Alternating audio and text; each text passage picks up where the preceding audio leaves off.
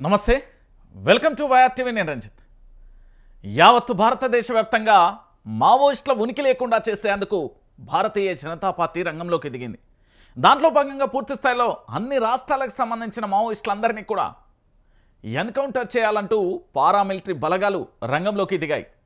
పూర్తి స్థాయిలో మావోయిస్టుల జాడ వెతుకుతూ అనేక గుట్టలలో పూర్తి స్థాయిలో అడవులలో సంచారం చేస్తూ పూర్తి స్థాయిలో ఇటు మిలిటరీ బలగాలకు అటు మరోవైపు మావోయిస్టులకు కాల్పులు వేట మొదలైంది.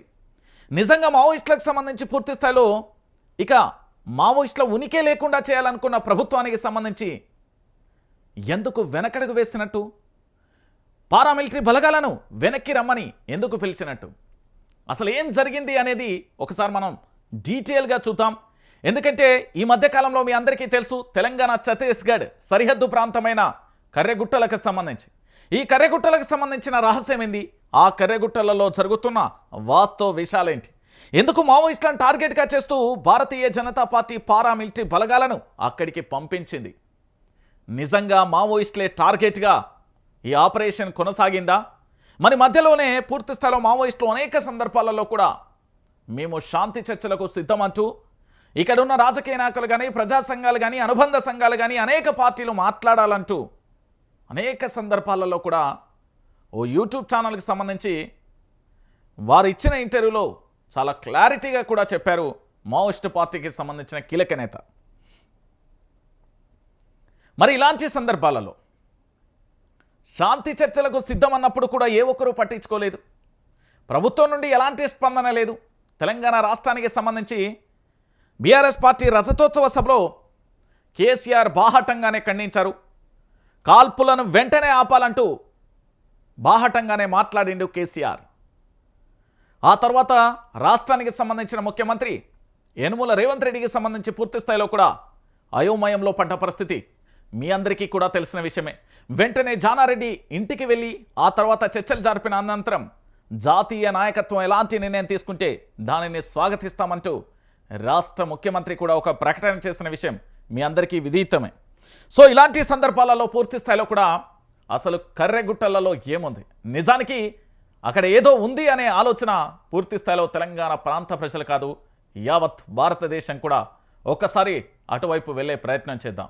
ఎందుకంటే నిజానికి కర్రెగుట్టలలో చాలా విలువైన సంపద ఏమైనా ఉందా, లేదా మావోయిస్టుల టార్గెట్ కోసమే ఈ యొక్క చర్య కొనసాగిందా? పారామిలిటరీ బలగాలు మావోయిస్టులకు సంబంధించిన జరిపిన ఎదురుకాల్పులలో ఇరువురు కూడా ప్రాణాలు కోల్పోయారు. వాళ్ళందరూ కూడా మీ అందరికీ తెలిసిన విషయమే. పేద మధ్యతరగతి కుటుంబాలకు సంబంధించిన వ్యక్తులే. ఒకరు సమాజంలో జరుగుతున్న చెడును సహించలేక పూర్తి స్థాయిలో అడవి బాటలో ఉండి పోరాటం చేస్తారు. ఇంకోవైపు ప్రభుత్వానికి సంబంధించి రక్షణ కల్పించడం కోసం ప్రజలకు రక్షణగా ఉన్న పోలీసులు, ఇక్కడ రెండు వర్గాలు కూడా పోలీసులకు సంబంధించి ప్రభుత్వ ఆదేశాలతో అడవి బాట పట్టడం, సమాజంలో పూర్తి స్థాయిలో కూడా చెడును అంతం చేయాలనే లక్ష్యంతో మావోయిస్టులకు సంబంధించి ఇద్దరి ఎజెండా కూడా ప్రజల రక్షణే. కానీ అసలు నిజానికి తెలంగాణ ఛత్తీస్గఢ్ సరిహద్దు ప్రాంతాలలో కర్రెగుట్టలలో ఏం జరిగింది, ఎగ్జాక్ట్ వాస్తవాలను ఒకసారి చూసే ప్రయత్నం వైఆర్ టీవీ చేయబోతుంది. దాంట్లో భాగంగా చాలా అనేక విషయాలు కూడా బయటకు వచ్చాయి. ఒక్కొక్క అంశాన్ని కూడా మనం చూద్దాం. ఇక్కడ మీరు అందరూ కూడా చూసిందే కర్రెగుట్టలలో రహస్యం. నిజంగానే కర్రెగుట్టలలో ఏదో రహస్యం ఉంది. ఈ కర్రెగుట్టలలో రహస్యాన్ని ఛేదించే ప్రయత్నం మనం ఒకసారి చేయాల్సిందే. ఎందుకంటే అకస్మాత్తుగా కూడా భారతదేశానికి సంబంధించిన అనేక రాష్ట్రాలలో కూడా కొన్ని పంచాయతీలను మనం చూస్తాం, అంటే గొడవలను చూస్తాం. మణిపూర్కు సంబంధించిన గొడవల విషయంలో అక్కడి ఆదివాసీ తెగలకు సంబంధించి రెండు వర్గాలకు ఏ విధంగా పంచాయతీ అయింది, ఆ తర్వాత ఏ కంపెనీ ఎంటర్ అయింది, ఆ కంపెనీ యొక్క స్వార్థపూరిత లక్ష్యాలను మనం చూసాం. మరి ఈరోజు తెలంగాణ ఛత్తీస్గఢ్ సరిహద్దు ప్రాంతమైన కర్రెగుట్టలలో ఏదో ఉందనే సందేహం వెలువడుతున్నది. ఒకసారి దాన్ని పూర్తి స్థాయిలో కూడా డీటెయిల్గా మనందరం కూడా చూసే ప్రయత్నం అయితే ఒక్కసారి చూద్దాం. ఇక్కడ మీ అందరికీ కనబడుతున్న అంశాన్ని ఒకసారి చూడొచ్చు. ఏంటి ఇక్కడ ఏం రాసి ఉంది అనేది ఒకసారి చూద్దాం. చారిత్రక గృహాలలో ఆదివాసుల స్థిర నివాసం. చారిత్రక గుహలలో ఆదివాసీల స్థిర నివాసం 1970-80 దశకాలలో అంతు చిక్కని దాడులు. 1990లో కలెక్టర్ ఆదేశాలలో గుట్టలో దిగిన ఆదివాసీలు. పామునూరులో ఊచకోతతో బెంబేలెత్తిన గ్రామాలు. నేటి వరకు కూడా అటువైపు చూడని గిరిజనులు. ఇక మావోయిస్టులకు సేఫ్ ప్లేస్, భద్రతా బలగాల ఆపరేషన్. అసలు కర్రెగుట్టలలో ఏముంది? యురేనియం, ఐరన్, డైమండ్స్, ముడి సరుకు లభ్యమవుతుందా అనే ప్రశ్న ఉత్పన్నమవుతుంది. ఎస్, కర్రెగుట్టలలో నిజంగా కూడా మనం చెప్పుకున్నట్టుగా ఈ మూడు ఉన్నాయా? యురేనియం ఉందా? డైమండ్స్ లభ్యమవుతుందా? దాంతోపాటు ఐరన్ ఇక్కడ పుష్కలంగా ఉందా? ఏంటి అనేది ఒకసారి చూసే ప్రయత్నం అయితే చేద్దాం. ఆపరేషన్ కగార్తో కర్రెగుట్టలపై దేశవ్యాప్తంగా చర్చ జరుగుతున్నది. మావోయిస్టులకు సేఫ్ ప్లేస్గా ముద్రపడిన ఈ గుట్టను చరిత్రపరంగా కూడా అందరం ఒకసారి ఆరా తీద్దాం. ఈ నేపథ్యంలో కర్రెగుట్టలపై ఒక క్లారిటీ విషయాన్ని మేము ముందుకు తీసుకొచ్చే ప్రయత్నం చేశాను. ఈ గుట్టల ప్రకృతి రమణీయతకు ఆనవాళ్ళు. నల్లటి కొండలు, పచ్చని చెట్లు, పక్షుల కిలకిల రాగాలు, సెలయేటి పరవళ్ళు, వెరేసి స్వచ్ఛమైన వాతావరణానికి కర్రెగుట్టల ప్రాంతాలు ప్రత్యేకమైన నిలయాలు. ఇలాంటి స్వచ్ఛమైన ప్రకృతిలో 1970-80 దశకాలలో ఆదివాసీలు అక్కడి గుహలను నివాస స్థావరాలుగా ఏర్పరచుకొని జీవనం సాగించారు.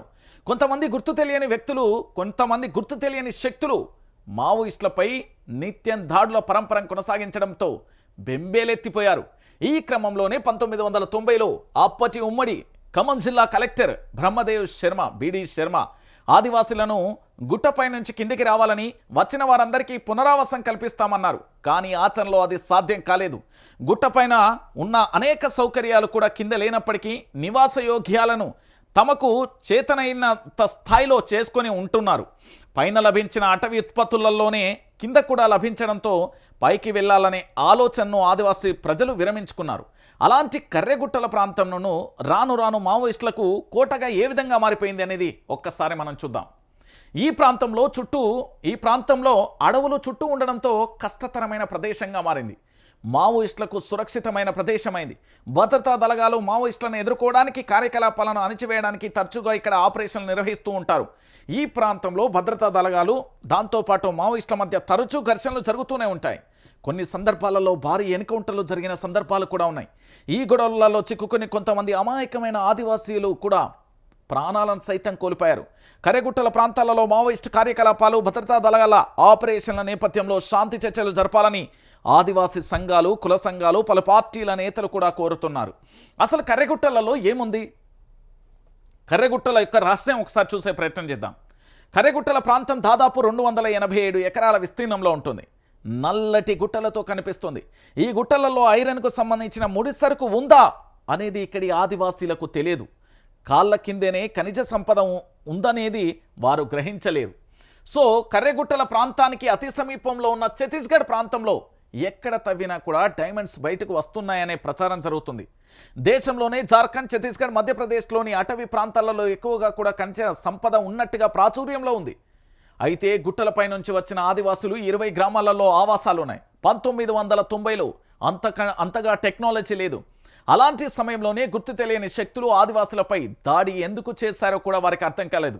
గుట్టల ప్రాంతం నుంచి కింది ప్రాంతాలలో ఆవాసాలు ఏర్పాటు చేసుకోవాలని నివాసం ఉంటున్న ఒక గ్రామం పామునూరు గ్రామస్తులకు ఎందుకు ఊచకోత కోశారు? ఇప్పటికీ సమాధానం లేని ప్రశ్నగా మిగిలిపోయింది.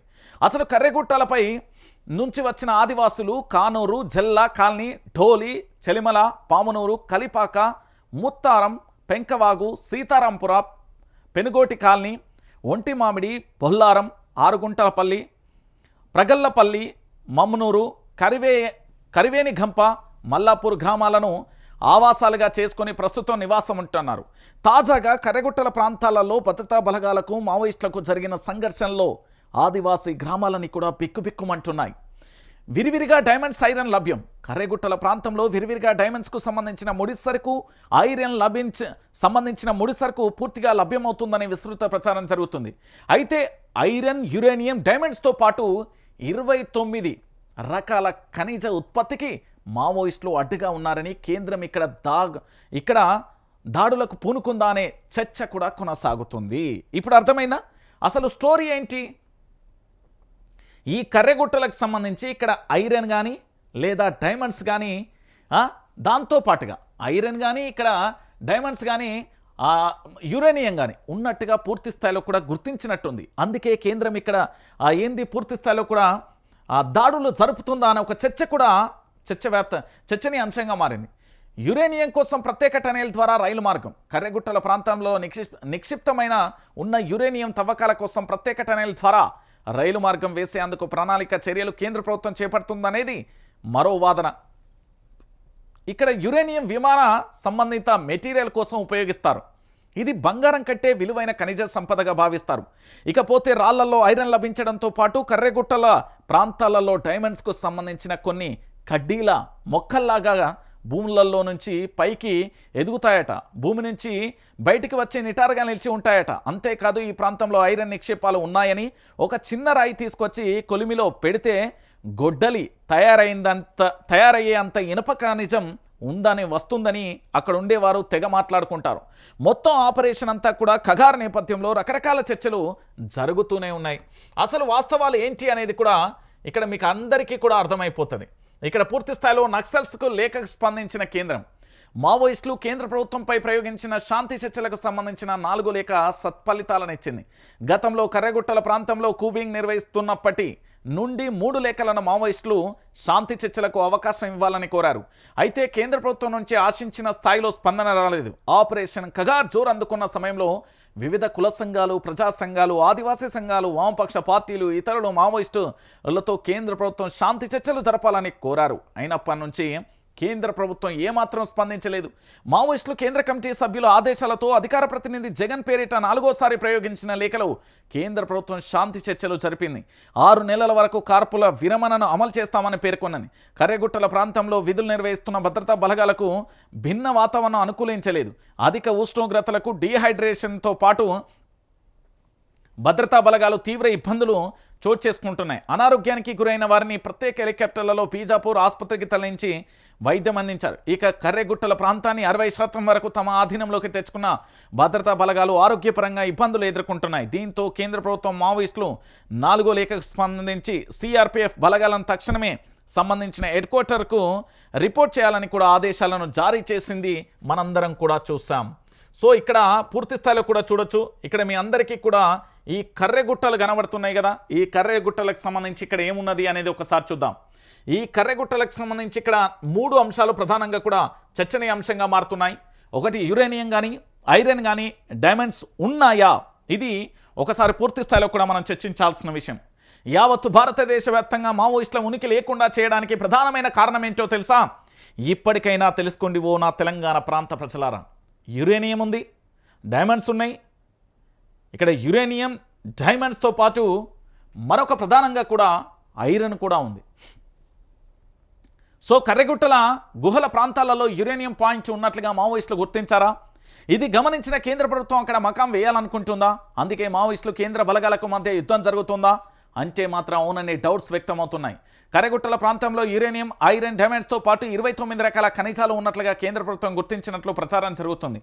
ఇందుకోసమే గత 10 సంవత్సరాల క్రితం కర్రెగుట్టల ప్రాంతానికి హెలికాప్టర్ వచ్చిందని స్థానికులు తెగ మాట్లాడుకుంటున్నారు. 10 ఏళ్ల క్రితం కర్రెగుట్టల ప్రాంతంలో కూలిపోయిన హెలికాప్టర్ ఆనవాళ్ళు ఇప్పటికీ అక్కడే ఉన్నట్లుగా సమాచారం. ఖనిజ సంపద సర్వే కోసం వెళ్ళి పడిపోయిందా, లేదంటే మరే పని అయినా వెళ్తూ అనుకోకుండా ఎత్తుగా ఉన్న గుట్టను సిగ్నల్ లేని కారణంగా ఢీకొట్టిందా అనేది ప్రస్తుతం ఇప్పటికీ కూడా చర్చనీయాంశంగా మారుతున్న పరిస్థితి కనబడుతుంది. అంటే కర్రెగుట్టల మీద పూర్తి స్థాయిలో ఎప్పటి నుండో కూడా ఫోకస్ పెట్టిల్లు అనేది వాస్తవమైన విషయం. సో ఇలాంటి పరిస్థితులలో కర్రెగుట్టలలో యురేనియం, ఐరన్, డైమండ్ ఉన్నది అనేది పూర్తి స్థాయిలో చర్చనీయాంశంగా మారుతున్నది. సో కర్రెగుట్టలకు సంబంధించి మనందరం కూడా చూడొచ్చు. ఇక్కడ ఈ కర్రెగుట్టలు నల్లగా పూర్తి స్థాయిలో కొండలు ఉంటాయి. దీన్ని 60% సంబంధించి పూర్తి స్థాయిలో భద్రతా దళాలు తమ ఆధీనంలోకి తెచ్చుకున్నాయి. కానీ అక్కడ ఉష్ణోగ్రతలకు సంబంధించి సిఆర్పిఎఫ్ బలగాలకు సంబంధించి అనారోగ్య సమస్యలతో 4వసారి జగన్ పేరిట అధికారికంగా వచ్చిన లేక 4వసారి శాంతి చర్చల పేరిట పూర్తి స్థాయిలో కూడా బలగాలన్నింటిని కూడా వెనక్కి తీసుకెళ్లిన పరిస్థితి కనబడుతుంది. అంటే ఈ కర్రెగుట్టలలో ఐరన్తో పాటు డైమండ్స్తో పాటు యురేనియం కూడా ఉంది అనేది ఇప్పుడు ఉత్పన్నమవుతున్న ప్రశ్న. అందుకోసమే మావోయిస్టులు అడ్డుగా ఉన్నారు కాబట్టి అక్కడ ఆల్రెడీ చాలా గ్రామాలు ఉంటే ఆ కొండ నుండి 1990వ దశకంలో పూర్తి స్థాయిలో కూడా ఈ కొండ నుంచి దింపేసే ప్రయత్నం చేశారు. చాలా వరకు అప్పటి కలెక్టర్గా 1970, 80లో 1990లో ఖమ్మం జిల్లాకు సంబంధించిన కలెక్టర్గా ఉన్న బ్రహ్మదేవ్ శర్మ ఇక్కడ ఉండే అనేక గ్రామాలను కూడా కిందికి దించే ప్రయత్నం చేశారు. కింది దించే ప్రయత్నం చేసినప్పటికీ పూర్తి స్థాయిలో కూడా వాళ్ళందరూ కిందికి దిగడంతో కొన్ని గ్రామాలు ఇప్పుడు ఉన్నాయి. మనందరికీ తెలుసు, ములుగు జిల్లాకు సంబంధించి పరిసర ప్రాంతంలో ఒక 10-15 గ్రామాలు ఉంటాయి. అటు ఛత్తీస్గఢ్కు సంబంధించి ఆల్రెడీ అక్కడ తవ్వకాలు భారీగా కొనసాగుతాయి. ఇక్కడ ఈ కర్రెగుట్టలలో తీసుకెళ్లిన ఖనిజాన్ని ఒక గొడ్డలి, ఒక గడ్డపార, ఒక ఇనుములా ఉంటుంది అనేది అక్కడ తెగ మాట్లాడుకుంటారు. అయితే కొన్ని 10 ఏళ్ల క్రితట ఒక హెలికాప్టర్ ఇక్కడికి వచ్చింది. అది అనుకోకుండా అప్పుడు కూలిపోయిందా, లేకపోతే ఇక్కడ యురేనియం, ఐరన్, డైమండ్స్ ఉన్నాయని వాళ్ళు సర్వే చేయడానికి వచ్చి కూలిపోయిందా, దాని ఆనవాళ్ళు, శకలాలు కూడా ఇప్పటికీ ఉన్నాయి అనేది మరో అంశం. లేదా ఈ కర్రెగుట్టలకు సంబంధించి సరైన సిగ్నల్ లేకపోవడం వల్ల దాన్ని తాకి కింద పడిపోయిందా అనేది మరో అంశం. సరే, ఈ కర్రెగుట్టలకు సంబంధించి 1990 దానికంటే ముందు పూర్తి స్థాయిలో అక్కడ ఈ మావోయిస్టు పోలీసుల మధ్య పూర్తి స్థాయిలో కూడా ఒక పచ్చిగడ్డేస్తే బగ్గుమనే యుద్ధమే కొనసాగింది. ఆ మధ్యకాలంలో ఆదివాసులు కూడా ప్రాణాలు కోల్పోయిన పరిస్థితి కనబడుతుంది. అంటే ఇప్పుడు తెలంగాణ ప్రాంత ప్రజలు కానీ యావత్ భారతదేశ ప్రజలు తెలుసుకోవాల్సిన విషయం ఏంటంటే, ఈ కర్రెగుట్టలలో యురేనియం ఉందా అనేది $1 మిలియన్ ప్రశ్న. నిజంగా ఇక్కడ డైమండ్స్ ఉన్నాయా, దాంతోపాటు ఇక్కడ ఐరన్ ఉందా? సో ఈ పంచాయతీ మూడింటి కోసమే కర్రెగుట్టలలో పూర్తి స్థాయిలో కూడా మిలిటరీ ఆపరేషన్ చేసింది అనేది ఆదివాసీలకు సంబంధించిన సంఘాలు పూర్తి స్థాయిలో కూడా చర్చిస్తున్న అంశం. సో మొత్తానికి కర్రెగుట్టలకు సంబంధించిన ఎపిసోడ్ ఇదండి.